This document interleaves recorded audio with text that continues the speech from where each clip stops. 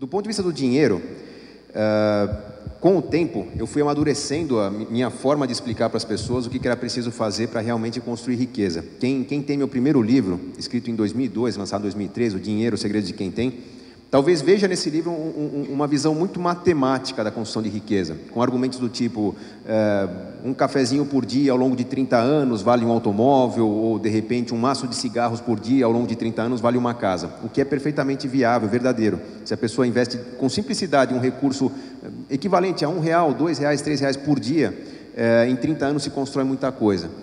E eu comecei minha carreira de consultor orientando as pessoas com esse tipo de argumento. Você está gastando errado, isso que você gasta pode ser considerado supérfluo, identifique o supérfluo na sua família que você vai localizar aí um bom combustível para construir riqueza ao longo do seu viver, para poupar 10% do que você ganha, por exemplo. Com o tempo, principalmente entre os clientes informais, aqueles que não tinham muita disciplina, muita organização, muito padrão na orientação, aqueles que vinham do começo da carreira, eu comecei a perceber que as pessoas conseguiam realmente fazer poupança quando eram bem orientadas, quando tinha algum tipo de voz, só que voz de fora do relacionamento, da sua vida, do seu trabalho, que o lembrasse de vez em quando que, olha, você se comprometeu com você mesmo, você se comprometeu com alguns sonhos, então faça poupança. Só que eu vi que com o tempo as pessoas se deparavam com fatos da vida que as tornavam deprimidas, que faziam com que esse processo de construção de um futuro fosse abandonado no meio do caminho. Por exemplo, a pessoa vem poupando intensamente, às vezes 20% da renda, 25%, 30% da renda, mesmo sendo orientado a poupar um pouco menos, e quando que a pessoa interrompe esse ciclo de exagero? Quando perde alguém querido, por exemplo, quando morre um filho, um pai, um cônjuge, quando perde o emprego em função de uma crise ou em função de um corte na empresa, ou quando tem um problema de saúde muito grave de uma pessoa querida ou da própria pessoa. Toda a noção de futuro que a pessoa tem desaparece porque ela percebe que o presente estava sendo mal vivido. Isso contando que pessoas que estão poupando se arrependem de poupar. Existem muitas pessoas que estão gastando mais do que deveriam, terminam o fim do mês no vermelho e sabem que isso está errado, sabem que tem que mudar, mas não veem por onde e por quê? Porque o presente está muito bem vivido, eu não vejo onde cortar desse meu presente, que puxa, meu filho demanda algumas coisas, meu marido, esposa demanda algumas coisas, meu curso está custando caro, meu carro deu uma manutenção não prevista. Então são inúmeras razões para que o presente não funcione muito bem e viabilize o futuro.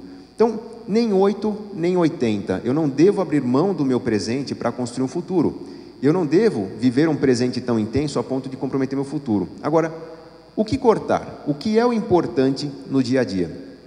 O que eu tenho percebido também entre os meus clientes que têm uma vida de construção de riqueza prazerosa, que funcionam, é que aquelas pessoas que realmente valorizam gastos ou consumo, que traz prazer e traz felicidade, são as pessoas que conseguem dar maior força à construção de poupança. Por uma razão muito simples. Aquela lógica que aparece na televisão, né? O consultor do Fantástico que impõe a família, corta aqui, corta ali, desrosqueia a lâmpada, fecha a geladeira, não passa roupa, não vai na manicure, não assiste o jogo de futebol no estádio, porque a família está numa situação de desequilíbrio, ele está conseguindo fomentar naquela família uma poupança. Só que ao mesmo tempo que fomenta a poupança, ele está fomentando uma desagregação. As pessoas estão todas mal-humoradas, todas conflitando entre si, todas apontando o dedo umas para as outras, porque, você esqueceu, esse é o supérfluo, isso não devia, né? Isso gera um mal-estar que eu sinceramente não vejo onde acabar. Talvez quando o consultor saia de perto, o mais natural é que a família volte ao normal, volte àquela zona de conforto. Então, como fomentar, talvez, nas famílias, uma redução do consumo sem criar desagregação? É priorizando o importante. Simples, quando o Christian fala, priorize o que é importante, é difícil, de forma racional, faça um ranking, monte o seu orçamento doméstico, por exemplo, faça uma listinha das coisas com as quais você gasta e tente colocar numa ordem de importância, não de gasto. Casa é importante? É importante, mas, por exemplo, o shopping com os amigos não é? O lazer não é importante? Sonhos pessoais, vontades, desejos, coisas que você queria quando era jovem, ou ainda enquanto é jovem, por exemplo. O jovem, ele tem muito claro na sua mente o que ele quer. Ele não é influenciado por tantos convites de consumo, tantas imposições de pais, de família, de sociedade, porque ele ainda é jovem. Teoricamente, ele é um adolescente que não escolheu o seu caminho na vida. Então, o jovem, mesmo ganhando pouco, por exemplo, um salário mínimo, às vezes até menos, ele garante daquele salário mínimo os seus 30, 40 reais por semana para quê? Para ir para a balada e beijar na boca alguém que ele quer curtir aquele momento. É a juventude dele. Ele se veste do jeito que ele quer, mesmo que tenha que comprar num brechó.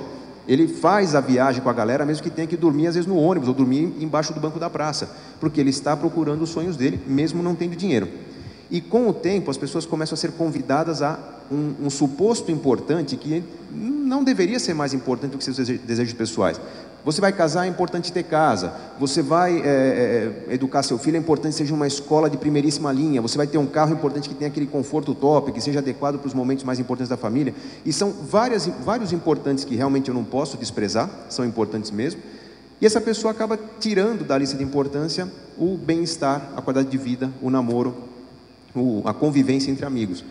Como fazer as coisas conviverem? Como que eu vou, por exemplo, dar uma educação de qualidade para o meu filho, ao mesmo tempo que eu quero praticar o meu esporte, eu quero ter a minha assinatura de revista, o lazer que eu gostaria de ter? Como que eu vou pagar a casa que é adequada para a minha família, ao mesmo tempo em que eu tenha viagens no final do ano, ter uma vida bem curtida? É fazendo pequenos ajustes no que pode ser ajustado, né? Se eu tenho o cafezinho, se eu tenho o cigarro, se eu tenho a massagem nas costas como hábitos que me fazem bem, que fazem bem, fala, pô, o cigarro faz bem? Às vezes é uma necessidade da pessoa para ela continuar trabalhando bem, é o que dá o gás para a pessoa continuar no seu ritmo de trabalho. Se ela tenta excluir o cigarro do seu orçamento como algo racional, eu não vou mais gastar com cigarro e vou ser rico, essa pessoa está se enganando. No primeiro dia de depressão que ela tiver na vida, ela fuma tudo que não fumou nos últimos 6 meses, né? Ela tem que investir grana no tratamento químico, psicológico, para tentar abandonar um vício, se ela quiser realmente abandonar nesse momento. Então ela tem que ter consciência de que o importante custa.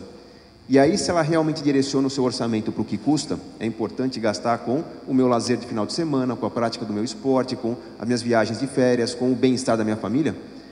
Eu começo a perceber que o orçamento que sobra para os demais gastos fica menor. Então há uma inversão na ordem das importâncias. É importante comprar uma casa? Sim, mas deixa para depois. Comprar um carro? Sim, deixa para depois. No final da lista. Vamos primeiro garantir na nossa família felicidade. O que é felicidade para você? Para cada pessoa é uma. Pode ser viajar uma vez por ano ou 2, pode ser fazer um curso dos sonhos, pode ser talvez praticar um esporte ou ir ao cinema todo final de semana. Garantiu a verba para a felicidade? Segundo item que você tem que garantir, a sua segurança. Quanto você vai poupar por mês nos próximos 10, 15, 20, 30 anos talvez, para sustentar o seu padrão de consumo? Bom, é muito, é pouco, R$100 por mês, 200, 500, mas assegure essa verba. Tem filhos, está começando atrasado, pense em algo mais estruturado, um plano de previdência, um seguro, alguma coisa que realmente tire um atraso de escolhas que você não fez no momento certo. Só depois de definir a sua felicidade, tem uma verba, assegurou que essa verba vai acontecer, definiu a sua poupança, a sua segurança, aí sim você vai ver o que é o seu real orçamento para as grandes escolhas. Qual o padrão de carro que você pode ter, qual o padrão de casa que você pode ter, qual o padrão de moda que você pode ter. Às vezes, se não for a maior importância na sua vida, qual o padrão de férias que você pode ter. Tem pessoas que não põem as férias em primeiro lugar e põem o circuito cultural, alguma coisa do dia a dia como mais importante. Mas eu tenho que ajustar os grandes gastos para que os pequenos continuem existindo. Então, os pequenos são a chave para ter uma vida mais feliz. É no dia a dia, é no cafezinho que eu tomo, é na revista que eu compro, é no presentinho que eu dou para uma pessoa querida que eu encontro aquela felicidade cotidiana, que não substitui a realização de ter um filho, de educar um filho, de comprar uma casa, um carro, mas complementa bastante essa felicidade. Então, o único caminho é simplificar no grande. Se uma família está devendo, eu não cortaria, por exemplo, o álbum de figurinhas do meu filho, porque aquilo pode ser a importância número 1 na vida dele, é o envolvimento social, é a brincadeira do bafo na escola, é a troca, é o convívio, a inteligência dele na hora do recreio. Então eu não cortaria isso, não cortaria o cabeleireiro da minha esposa, não cortaria o meu happy hour com amigos. Eu tentaria cortar algo mais complicado. Por exemplo, que tal nós mudarmos para uma moradia 10% mais barata? Dá muito mais trabalho, exige muito mais reflexão, mas mantém aquela coesão familiar de que a família como um todo está fazendo um sacrifício para corrigir um problema, preservando o que é importante para cada um.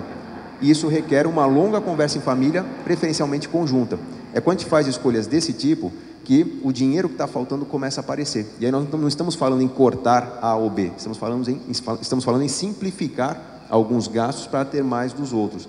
Quando isso começa a acontecer, o combustível necessário, a verba necessária para disponibilizar mais dinheiro começa a ficar mais fácil, porque eu estou feliz com o meu consumo. Não importa se a poupança que eu faço é muita ou pouca, ela está mais preservada porque eu estou menos propenso a depressão, menos propenso a doença, menos propenso a momentos de frustração ou até de perda de emprego, porque uma pessoa que vive mais feliz é uma pessoa que está mais sustentável na sua condição de trabalho, condição social. Então é uma pessoa que vai ter menos necessidade de recorrer à sua poupança. e por isso a poupança, talvez até sendo menor do que a pessoa imaginava, é uma poupança que vai crescer com uma maior certeza do que quando feita com sacrifício. Então, é uma vida que tem que ser mais natural, mais leve, para que eu crie condições de, talvez, com esse meu bem-estar, com essa energia essa que nasce de momentos bem vividos, uma carreira bem investida, eu conseguir, num segundo momento, talvez, desfrutar de pequenos caprichos, pequenos luxos. Essa que é a ideia de ter mais tempo, mais dinheiro. Obrigado.